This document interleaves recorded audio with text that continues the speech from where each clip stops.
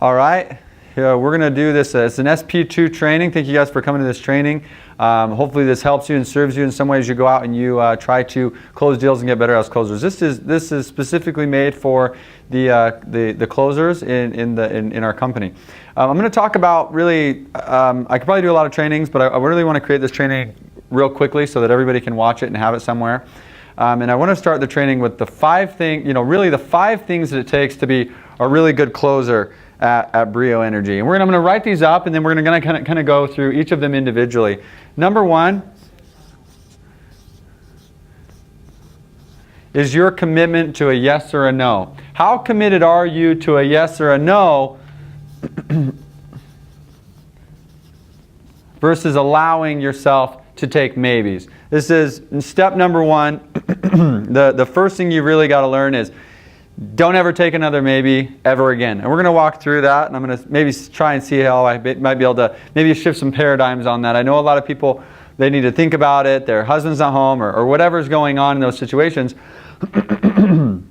I really want to teach you guys to get really committed to getting a yes or a no every single time.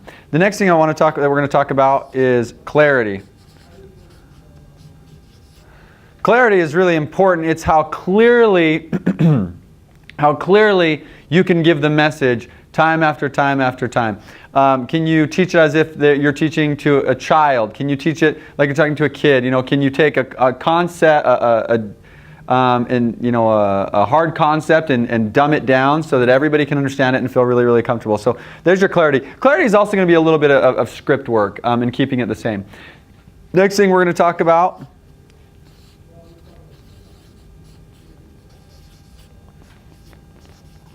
creating pain, or even creating good pain. So we're going to talk about what it takes to create good pain when you go through your different sales points. The next thing we're going to talk about in this video is translation of that pain. Translation of the pain. Okay, we're going to go through that. Hard to explain in 2 seconds, but we're going to go through that. And then number 5, how well can you dance? And really what I'm talking about is handle concerns, walk people through. I'm going to give you some tips on how I dance and some things that might help you as you get into some of those stickier situations that you're not really sure how to handle. Let's start first with a yes or a no. Yes or the one thing that I've found in sales, and I think when I was trying to be in sales and when I was a salesman, one of the first things that I used to kind of get sick and tired of was a maybe. There came a point in my sales career where I got sick and tired of being sick and tired of getting maybes. And that's usually about the point where a really good salesman makes a mental change of, I'm never getting a maybe ever, ever, ever again. If you haven't had that light bulb go off in your head yet, that you are literally never going to take a maybe ever, ever, ever again, you are going to struggle in sales. It's extremely important that every single approach or every single sale that you go into, you approach it in a way that by the time you're done, you're going to leave that with a yes or a no. The more committed you are to that, the better the solutions you're going to find to make sure that happens. For instance, you may prep the customer at the very beginning like, hey, I'm going to give you all the information. Really, it's my job to make sure I give you all the information today so at the very end you guys can give me a definite or a definite no. Does that sound fair? Or maybe something like, hey, just as a courtesy to me, I have a lot of people I've got to talk to and a lot of people I see. I just ask as kind of a courtesy to me. I'm going to give you all the information you need, but as a courtesy to me, can you just promise me that by the end of this we'll just have a definite yes or a definite no? Does that sound fair? Something like that. Maybe you prep. I don't necessarily do that in all my presentations, but I used to in the beginning when I had a harder time getting a yes or a no. One thing that's always very interesting to me is you can get a no from someone. If you go into a presentation, everybody wants to say no in the first 5 seconds of a presentation. Or let's say you're knocking a door. Knock, knock, knock. Hey, how's it going? Oh, we're not interested. Everybody wants to say no in the first 1 minute, like 90% of the time. But once you've gone through a presentation and you've done a presentation right, and the customer is now understanding that this would be good for them, it is almost impossible to get a no. It's very rare. Most people won't just say no unless there's an underwriting reason. Maybe I don't have taxable income, I don't have a credit score, whatever. Most of the time, getting a no in the beginning very easy. Getting a no at the very end is very, very difficult. So I bring that up because it's your job. I think a lot of sales reps think if they push people and push them to a yes or no, well, people are going to say no. That's not true. People have a very difficult time saying no at the very end of a presentation. And if they are saying no, the truth is you need to know that so that you can better your presentation. Let me show you something that happens to people who don't get yeses and nos. So let's say right up front, they're not really pushing in a yes or a no. So they're going to get maybe people who right off the bat agree. It's going to be 10 to 15%. If you're not pushing for a yes or a no, and you're allowing people to say maybe, you're going to find that people will say yes right up front 10 to 15% of the time. They're going to say no, never. Basically. Hardly ever. Maybe if they just can't. I mean, if they can't do it, then they'll say no. If you're okay with maybes, you're going to find that 85% of the time, people are going to tell you that they need to think about it. The thing that's important to know about this is you actually, because of these numbers, you don't even know if your pitch is good. Because the only people that are saying yes immediately are the people who are just would say yes, no, regardless of what's going on. Because you're not getting a yes or a no here, you actually don't even know if you need to improve. Because let's say you start pushing for a yes or a no right off the bat. And let's say that puts your number to 20% yes, 80% no. This actually lets you know that your script is not very good, that you actually need work. You have to become a better salesperson. Let's say this number gets to 50% yes, 50% no. Well, now you're going somewhere. Now you're making money too. That's the best part. Even honestly, you're going to make a lot more money even just getting a yes or a no and getting 80% no is you're going to make a lot more money. But if you can start to get your pitch like this, you can start to really make money in sales as a closer, especially with Brio Energy. The thing is, I find that guys who work like this, they never get better, they never change their script, and they never make money. So this is why the first tip or the first doctrine, the first thing we're going to teach to every rep who works at Brio is you have to get a yes or a no at every single door you knock. I know you're all going to call me and like, what if it was a one-legger and what about this, what about that? Get committed to getting a yes or a no every single time. Even if that means getting a yes from a one-legger, getting her qualified, and setting up a time to go back and re-talk to the husband about it. You can still get a yes or a no every single time. That would be my first advice and the first thing that really, honestly, we require. Let's move on to the next thing that I want to talk about, which is clarity. And when I talk clarity, I want to talk about, maybe on a scale of 1 to 10, your clarity, that would mean how good is your script? And is your script memorized? And your presentation, how good are the slides, right? How good are your slides, your charts, your data, the things you're going to be using, your visuals, right? How good are those?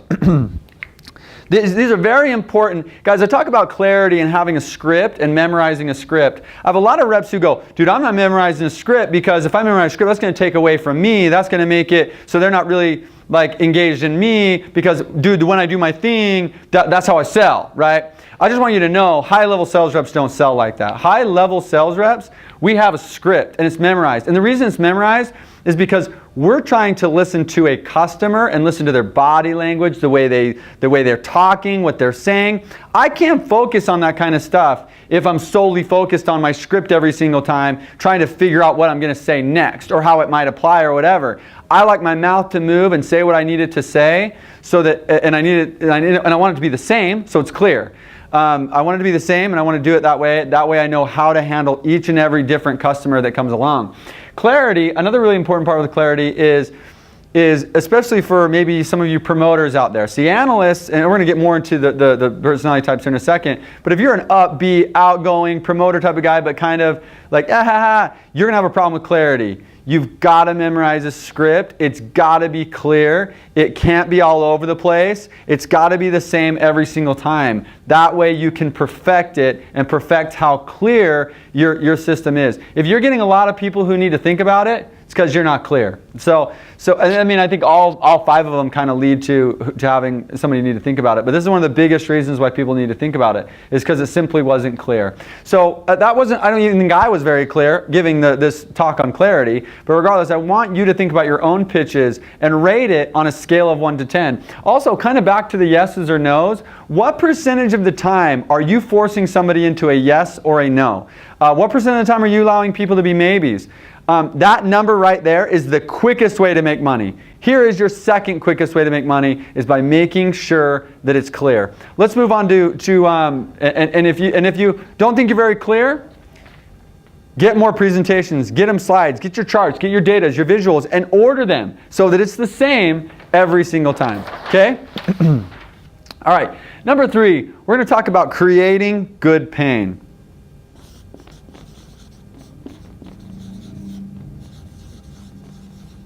Good pain, creating good pain. There are 2 different types of salespeople in the world.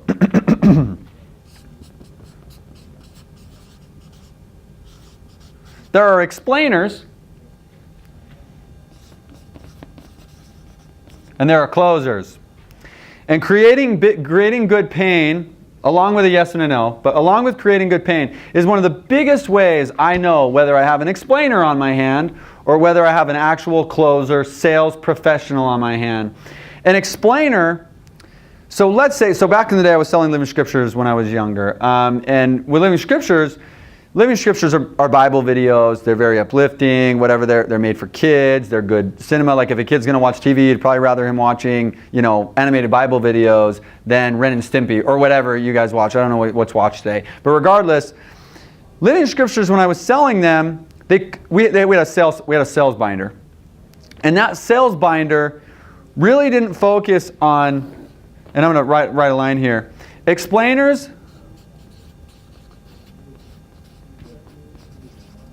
they focus on their good, right? And solar is good for you because solar does this and solar does that, and solar is cheaper, and solar is this, solar that. That's an explainer. Living Scriptures, they weren't explainers. They were closers. Closers focus on problems. Okay? So instead of focusing on how good their Bible videos were, they focused on how bad television today is. Right?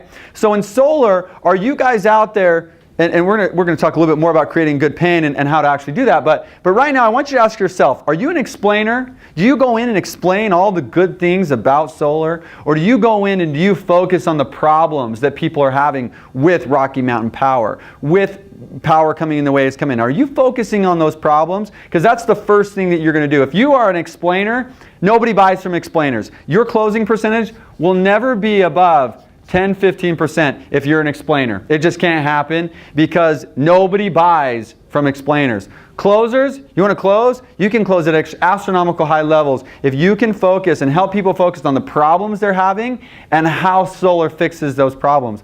Along with that, let's get into our next slide. I'm still on creating good pain, but when creating good pain, I want to talk about a concept called a pain cycle. Pain cycle. Pain cycle is a very specific way to create pain with every specific sales point. You may have 5 to 10 sales points in your presentation. If you use a pain cycle, each time you get into a sales point or a problem, you'll be much more effective. And I'll explain kind of what an explainer does with a sales point and what a closer or somebody who creates pain does with a sales point. Number 1, an explainer just says, yeah, solar's really cool because solar is really cool because it goes on your roof and you don't have to pay for your power anymore. That's an explainer. A person who creates pain is going to start with a question, followed by the customer usually saying yes or being audible. Oh yeah, hey, I've had that problem, whatever. But a person who's good is going to wait for this person for the customer to be audible, followed by a yes, followed by some sort of bandwagon effect with a customer, followed by an explanation. See, the guy who creates pain still explains, but he's got 4 steps before that. And then we're going to relieve pain. We're going to relieve pain, and we're going to ask another question. So let me walk you through this, what this might look like with a couple sales points you guys might be using. Let's talk about rates raising, and let's talk about summer rates and how you might do a pain cycle with that. So you're going to start with a question, something like, hey, Mr. Customer, one of the things we've seen a lot in this neighborhood is people are kind of having one of 2 problems. You know, the first problem being they just have been seeing their rates raise every single year and continue to raise. So a lot of people have seen that, or a lot of people have seen where they're actually using a lot less power. Maybe somebody moved out, or they've gotten a lot more energy efficient. But with that, their bill is staying exactly the same. So they're not seeing any savings for that. So which one would you guys fall under? Are your bills just really going up, or is your bill staying about the same, but you're having a lot of, like, you're not using as much electricity as you before? Customers that say, oh yeah, dude, last couple of years since we've lived here, my rates have really, I've noticed my rates are going up a lot. That's the one that I am. I'm like, okay, cool, perfect. Bandwagon. Yeah, that's why a lot of people in this area have been going solar lately, is because with solar, with solar, you actually get a locked-in rate with the way it works. So instead of seeing your rates continue raising, it's just going to be flatten out. You're not going to relief of pain. You're not going to have to deal with that. You're not going to have to deal with that anymore, which is awesome. Okay, so that was a full pain cycle, start to finish. The thing you have to understand is when you simply say, like for instance, I did this analogy earlier. Like let's say we're out selling cereal, right? We're selling cereal, and we just say, dude, you got to try strawberry Wheaties. They're amazing, right? People are like, oh, okay, cool, right? There's no emotional pain, therefore no decision to change. But let's say maybe it's something like this. Hey, you know how like when you guys eat Captain Crunch, it's like Freddy Krueger in your mouth, right? Yeah, that's the reason why nobody eats Captain Crunch anymore. And really with strawberry frosted mini Wheaties, you're really not going to have to deal anymore, and it tastes awesome, so you're not going to have to deal with that anymore. It sounds silly, but if you do it to yourself enough, like you'll start to see there's a very big difference between explaining and creating pain. Because when somebody feels pain, and then you give them a way to relieve pain, there's a switch that happens in their head where they actually want to make a change or a decision. If you don't do this, they will literally listen to you like, oh, this is good info. Oh, good info. Oh, that's great info. So glad you stopped by today. We're going to need to think about it. And if you're running into that, that's why. It's because you're not creating any pain. There is no mechanism for change. There is no reason to change. They haven't felt any pain. So if you're an explainer, stop. And if you want to create pain, let's start doing that. I'm going to do summer rates real quick. Hey, Mr. Customer, one thing a lot of people notice around here is during the summer, their bills are a lot higher. Have you guys noticed the same thing? Yeah, our bills are higher in the summer. Everybody knows that. Cool. Hey, one of the reasons that is because Rocky Mountain Power actually jacks the rates up during the summer. So it's not just because you're using more usage during the summer, but because Rocky Mountain Power actually jacks the rates up, which a lot of people have hit. And that's one of the biggest reasons why a lot of people have been going solar in your area, is because with the newer system, with solar on your house, you don't have to have the jacked up rates during the summer, and you're not going to have to deal with that anymore. Okay?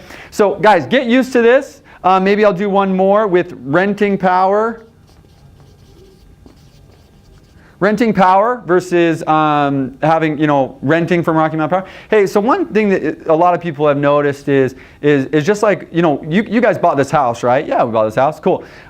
When you bought the house, were you guys renting before that? Yeah, we've been renting for a little while. So why was it a good, I'll just ask them. So when you were renting, did you guys decide to buy because you felt like you were throwing your money away? Yeah, we just felt like you're renting, you're just throwing your money. Yeah, that's another really big reason why a lot of people have been going solar lately, is because when you don't have solar, you're literally just renting power from Rocky Mountain Power, and you're just throwing your money away. With solar, you take that money, and now instead of paying it to the power company, you're actually going to pay off a solar loan that's going to help you put panels on your roof, which means now your money is not just thrown away, it's put into the equity of your home, which people have loved. So with that whole throwing your money away, you guys wouldn't have to deal with that anymore. Okay? So hopefully that gives you an idea of what creating pain is and how to do a proper pain cycle and how to walk through that. Guys, if you do this 3, 4, 5, 6, 7 times in a presentation, you will start to see people get a lot more into your presentations. They'll start to be more excited. They'll start asking better questions. You'll start seeing their head changing.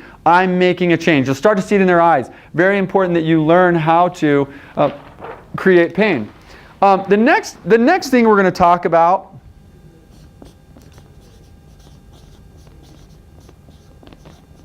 is translation. I thought about making another video for this because I could do an hour video on this by itself, and I will. But I think for right now, what's important is that I maybe give you some basics on translation and how this works. And really what this is we're talking about translation by personality type.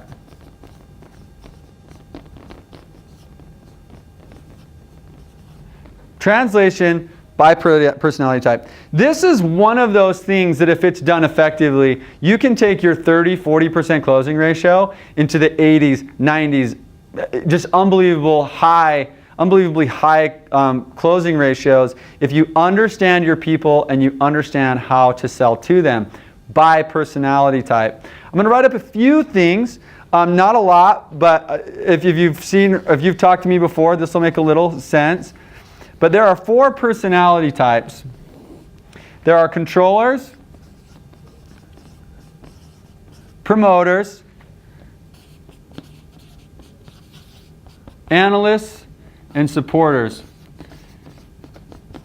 The thing that I can't stress enough, and please hear me on this next thing, do not try to figure out what your people are.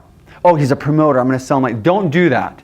Sell as if there's a controller in the room, a promoter in the room, an analyst in the room, and a supporter in the room. Sell as if all 4 people are sitting in the room. Do not try to pick out what this person is and try to sell them that way. Okay? So how do we sell a controller? Well, what is a controller?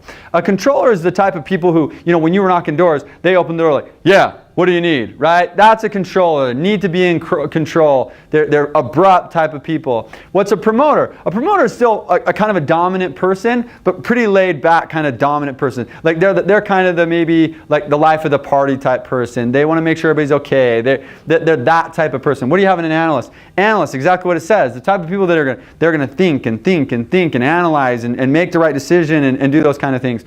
Supporters are the type of people very, very soft, usually very kind, taking care of people, that kind of stuff. And it's important to understand these people because the more you understand them, the easier it gets to sell them. And when I do this exercise, you're not here, so I'm going to ask some questions. And hopefully as I go through this process, you're going to figure out which one you are. And I'm going to ask a question at the end that's very important. So let's go through this real quick. A controller. They love control. Okay? They love being safe. They dislike change. Okay? Their biggest fear is loss of control. This is their biggest fear. They hate loss of control. Okay? What is their goal? To be safe. Man, if I could just be safe, I could be happy. Okay? Promoters.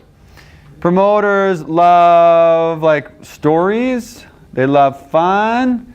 They love things that are new. That kind of stuff. What do they dislike?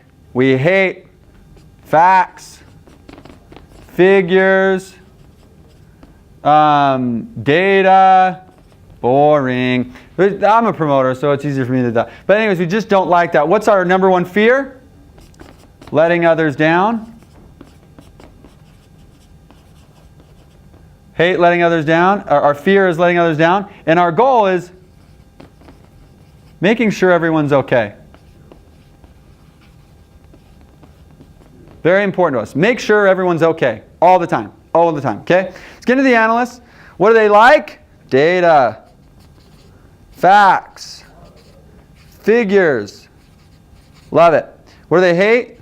They're not real big on stories. They don't necessarily hate them, but they don't like stories that make them emotionally charged to make them make a decision. They feel like the wool is being pulled over their eyes. So I tend to stay away from stories when I'm talking to analysts. I want to give them data, pressure points, stuff like that, okay? So they're going to really like that stuff. They love things that are a no-brainer, right? Okay. So what's their fear? Making the wrong decision. They hate making the wrong decision. What's their goal? Security. Love security. Okay? Can't get enough of it. Love security. Supporters, they like taking care of others. They like being needed. They like, they're taking care of people, being needed. They like these kind of things. What's their biggest fear? Offending others. So they hate offending others. And what is their goal? Their goal is to make sure that their significant other is taken care of.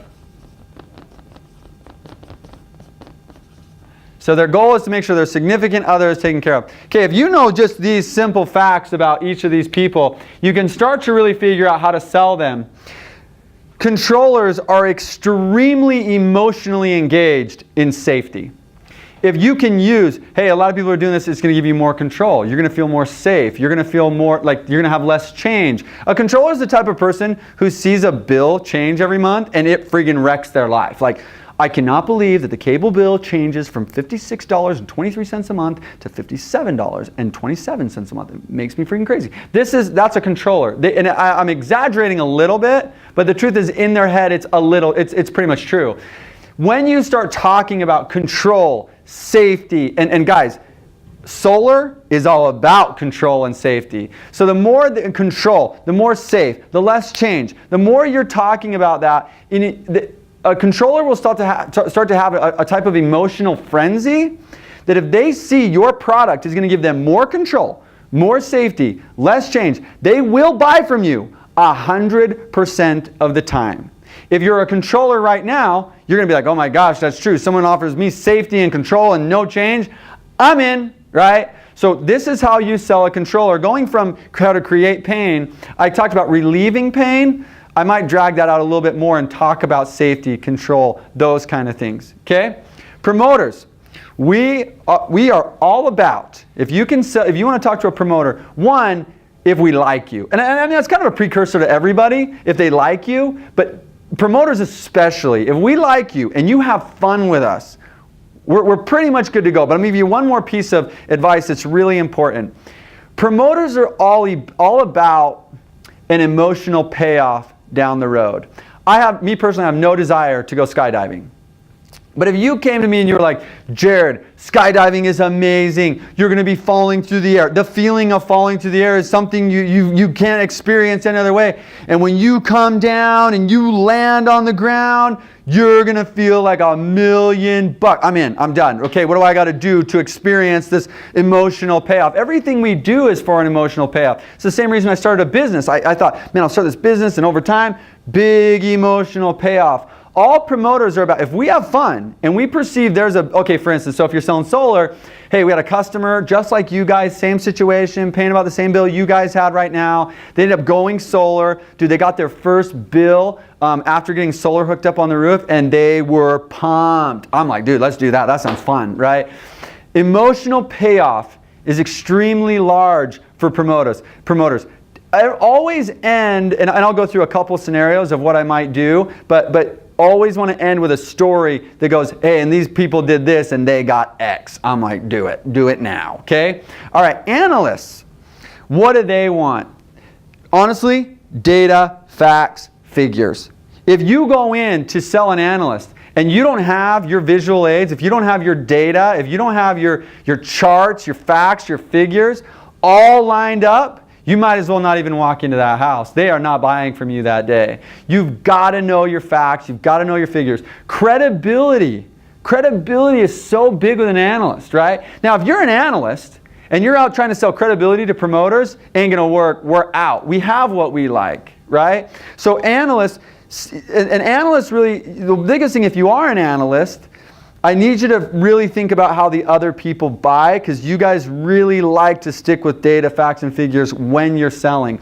The truth is, everybody's kind of like this. A lot of promoters I meet, they're out trying to sell emotional payoff all day long. People are like, I don't know if I really care about that. Or you got controllers out trying to sell safety and control all day. 3 other people don't care about that, right? So it's all about, you know, learning about people and learning how to translate your certain sales points into that specific thing. Okay, supporters. Honestly, guys, they're not buying from you unless you can help them see. Okay, so a lot of you, I think a lot of you in your heads, you can think of someone who's a controller and a supporter. The controller is the type of person that's very uptight, most of the time, pretty uptight. Imagine you married this person, right? They're very uptight, very in control. Their you know, energy is charged all the time. And when you first were dating, it was awesome because you felt needed all the time. Supporter felt needed all the time.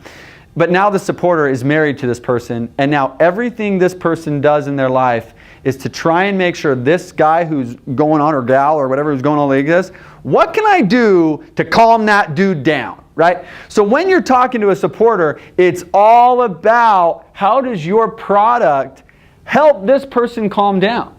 And the truth is, they don't have to be in the same room together. They really don't. I mean, a lot of people, well, it was a one-legger, I couldn't sell. The truth is, if you can even one-leg a supporter, you just have to talk the whole time about how it's going to help this controller. Hey, your spouse, they're going to be more in control. They're going to feel more safe. They're going to calm down. It's going to be a lot better in the household. You guys won't have to have, you guys have that day where you get your bills come in, and he's a little freaked out, or she's a little freaked out, and she's a little kind of uptight about it. Yeah, you guys don't have to deal with that with solar and stuff like that. You guys are really going to like the product.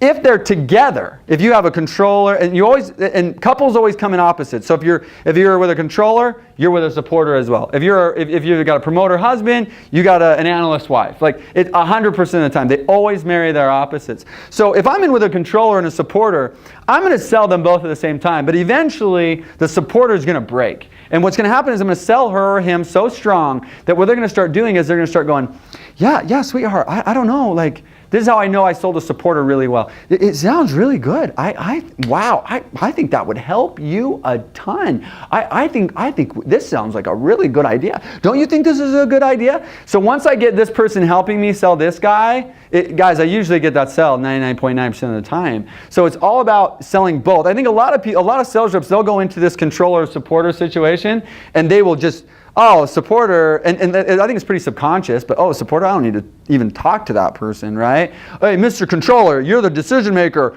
Safety control, safety control, safety control. Guys, it'll go so much better if you sell them both at the same time.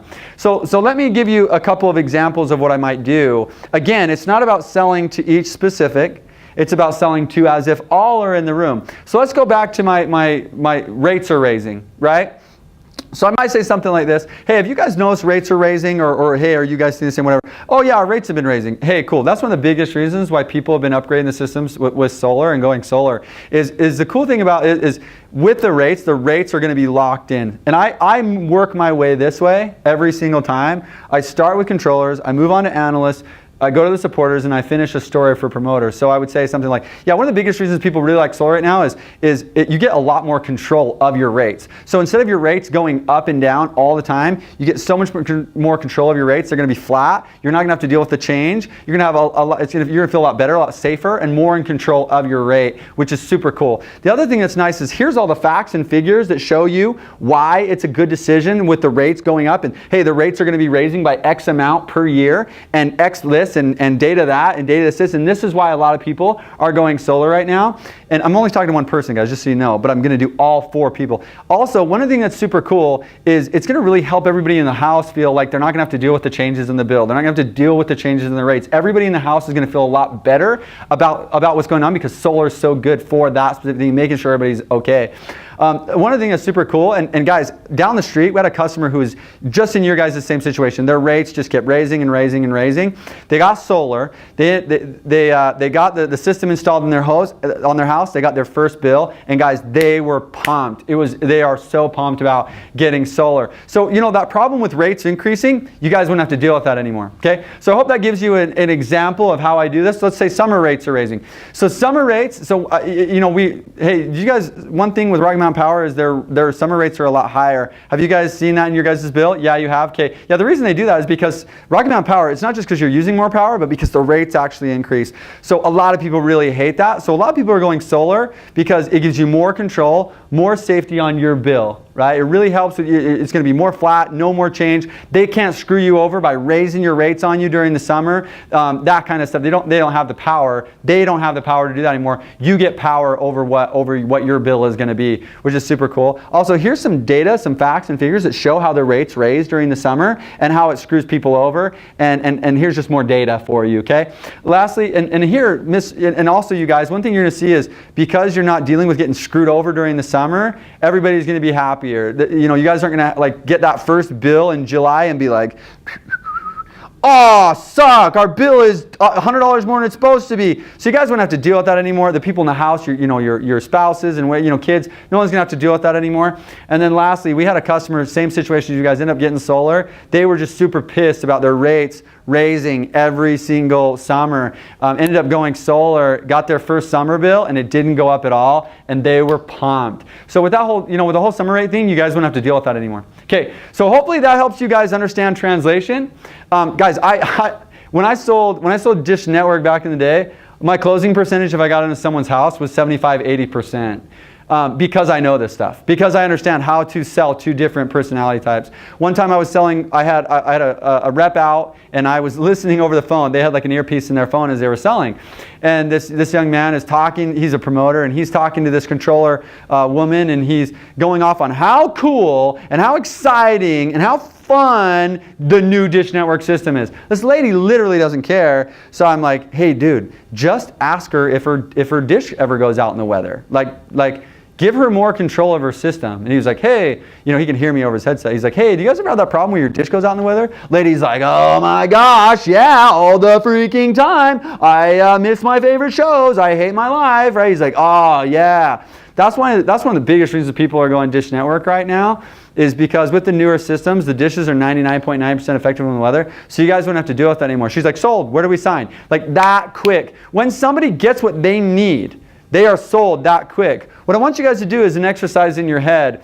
Figure out which one you are. And I'm going to ask you a question that will help you understand what kind of closing ratio really is possible. So let me ask this. If you're a controller, you yourself are a controller, and I talk to you about control and safety and no more change, and everything is going to be just so, what are the odds that you'll buy from me? You're going to find that it's 100%. If I can do that to you and help you see safety and control, you'll buy from me 100% of the time. Analysts, if I show you data, facts, figures, credibility, and I show you that this is definitely the best decision that you can make, what are the odds that you'll buy from me? It's 100%. Supporters, if I can help you see how your spouse or your significant other or that person that you esteem as the greatest, if I can help you see how that's going to make their life calmer, better, happier, what are the odds that you're going to buy from me? I would say that it's 100%, right? And promoters, I get you pumped. I tell you stories. I get you all emotionally pumped about this emotional payoff that's coming down the road. What are the odds that you're going to buy from me? It's 100%. That's why guys who understand this stuff, they can close at an extremely high level. Again, use it the way I told you. Sell all four. Sell all four. You will find people's emotional energy goes through the roof. Stop selling in your own quadrant. Stop selling only the people that are just like you, and learn how to sell everyone. If you do that, your closing ratio will go through the roof. I promise you that. Okay? You'll get better at it too. It takes a little bit of time. Lastly, I want to talk about your dance. How good is your dance? Let me give you a couple tips on how to dance well. And dancing to me is handling concerns. Someone, oh, what about this? Oh, yeah, people have felt like that, but what about this? And that's why it's a dance. It's a nice little When it's not dancing is when somebody says, well, what about this? And well, why'd you ask that question? That's not dancing. That's just being stupid, okay? So somebody says to you, yeah, we're really not sure about solar because we're just not sure if we want to make the payment every single month. Bad rep says, well, you're already paying for it now anyways. Well, why don't you just get solar? Stupid. Or, well, why do you think that? Right? Dumb. Stupid. Number one, when dancing, we want to validate them. A lot of you have heard feel, felt, found. Feel, felt, found is not validation. Feel, felt, found is, oh, completely understand how you feel. A lot of people felt the same way. Let me tell you what they found. That's not validation. We want to validate the concern. Oh, that's a great concern. Number two, we want to re-ask the concern. You'll see that when you re-ask it, hey, hey, I can completely understand that you guys are worried about making the payments on the solar system. I get that concern all the time. I'm going to validate, and then I'm going to say, so is that what it is, though? You're just afraid of making the monthly payment. Is that the main concern? Yeah, that's our main concern. Okay, hey, I totally understand that. I'm dancing. Hey, I completely understand. That's a great concern. That's a great question. That's awesome that you asked. Thank you for asking. You're a genius, smartest person I've ever met. Like whatever it is, guys, people when they're willing to give you a small concern and you go, oh, thank you for this concern. Yeah, I totally understand what you're thinking about. They'll be more willing to give you their big concern at the end of the presentation, right? If you haven't been careful with their concerns, they are not going to give you their big concern at the end. And the big one's the only one you want. The big one at the end, the one that they're holding back the whole time, and it's like, does solar really help me, right? Yes, of course. So glad you asked. You're going to love solar. Okay, let's do it, right? Like how you dance, how you take care of people's concerns, how you do that matters a ton. Because at the very end, everyone's got this giant concern. In their head, it's giant. But this giant concern, I had a story of a buddy of mine who's out selling he's with an older lady, and I had like 8 sales in the day, and he had 3, and he needed 1 more, and if he got it, we got like $1,000 that day. So I'm like, dude, I got 8, you got to get this last one. We needed 12. So he's in with this lady, and he's like not leaving, So he goes through, and she's got concern after concern after concern after concern, and he's a good sales rep, so he's kind of, yeah, that's a great question, that's a great question. Yeah, what about this? Hey, that's a great question, and this is what people have found. Hey, that's a great question, thank you for asking. So finally, her last concern is, do you really think I'll like it? He's like, you're going to love it, right? Okay, let's do it. Dancing is very important. How good are you at dancing? How good are you at taking care of people's concerns and then making sure that they feel validated in that concern and then giving them the solution to that concern? So you may even have a bunch of like, oh, I get how to understand. Guys, I just want you guys to really stay away from, oh, yeah, completely understand how you feel. A lot of people felt the exact same way. Well, what they found was solar's super cool, so blah, blah, blah. It's not validation. It's not dancing, okay? So here we go. So back to the original. We're like 4, maybe 5 pages back. Right? Let me go one more. Every day, and every pitch that you do, you should be rating yourself. Should be rating yourself on these 5 things. How often are you pushing to a yes or a no on 10 homes? On 10 homes, how many? 10 homes, you get a yes or a no? No maybes. No more maybes. 10? If you're courageous and you're getting a yes or a no at every house, you should rate yourself a 10. Clarity. Is your pitch the same? Does it have good visuals? Is it memorized? Is it clear, concise? Clarity, right? You should be able to control this one almost as easy as your yes or a no. Creating pain. 1, how many pain points are you bringing up? I'm hoping it's 5 or 6 every presentation. Does it go through the whole realm? Ask a good question. Putting them, question. They answer. You explain why everybody else is doing that with relieving that pain. How good are you at creating pain? Just scale yourself from a 1 to a 10. Translation. Are you able to take these pain points and then show each category, each personality type, how it helps them specifically?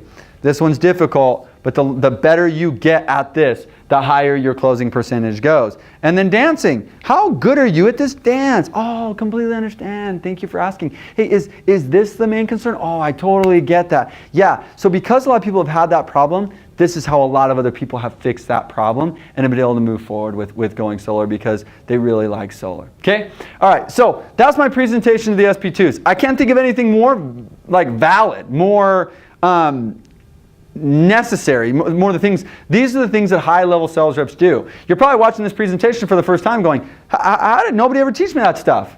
This is what they're doing, but they're doing it subconsciously.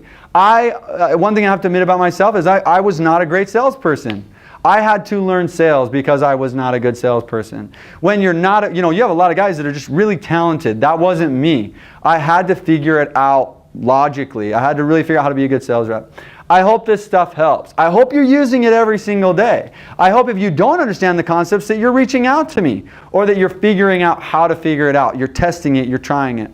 Guys, good luck out there. Close at a high percentage. Make yourselves money. Don't get afraid of asking for yeses and nos. Do good clarity, create pain, translate, and dance. Okay? Talk to you guys later.